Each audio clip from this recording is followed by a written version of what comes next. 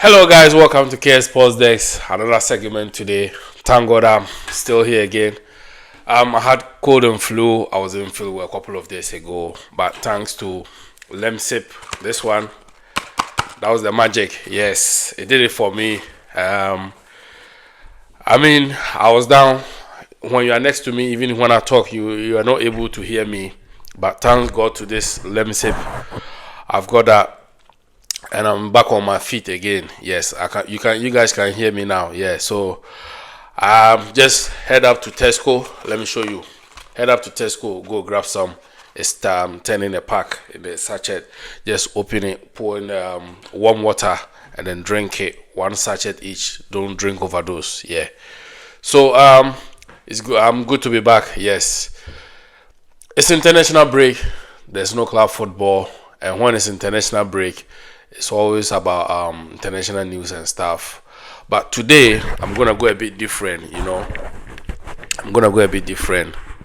It's about some international heritage that we've been celebrating them or watching.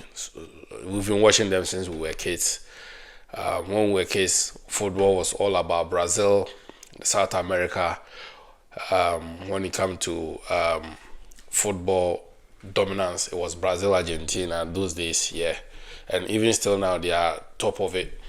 When it comes to Europe, yeah, we were talking about England, we'll be talking about Germany, we'll be talking about Italy, and then lately Spain is in the picture. They've been sweeping all the trophies on the international levels, both male, female, and this. They've been taking everything. Yeah, so tonight I'm going to talk about the history of Brazilian football, how Brazilian football came about, and then how we started to get some black players playing in the foot, and then what do you call it, the Brazil national team or the Brazilian league. Yeah, so it was during the slavery time that some of Germans migrated to Brazil, some Italians, some Portuguese, but after the slavery, some left and then some were still living there because they liked the conducive weather there, and then they started, having fun there. So these people, they were dusted having the dough, they were having the money. So yeah, as living in Brazil, they had to get cleaners, they had to get house help and stuff. So, and the only color job that these people could get was cleaning, especially the black community, or let me say the Afro community. Yes, or the job that they could get was the cleaning, laundry, doing the farming work for them, the garden work for them. So, and at that time, these people the whites were playing the football, and the blacks were not allowed to play with them. So if your mom or your dad is a laundrette or a cleaner or a farmer for them, after coming home, they also try to get them to play football, be active.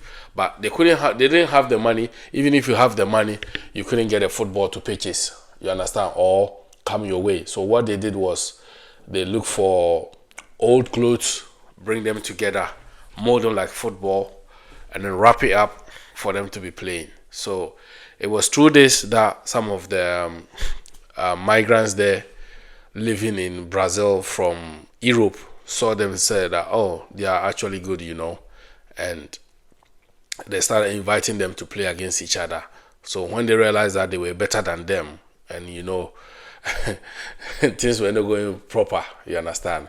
So that was where they started kicking them out and stuff. And at a point itself, they got some in the bus, got to some bush, and then left them there because they don't wanted them to dominate the match that they were playing against them. So but they still found their way out, and then some couldn't get back to Brazil, didn't know their way out.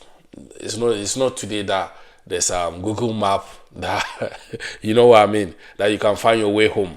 That time there was nothing like technology. So they had to settle wherever they are. So some ended up staying in Peru, other, South American countries nearby them. And this is how it came about, but it is what it is. So it became a trend in South America at that time that if the whites are playing, the blacks can also play. So the blacks in Argentina at that time also started to play.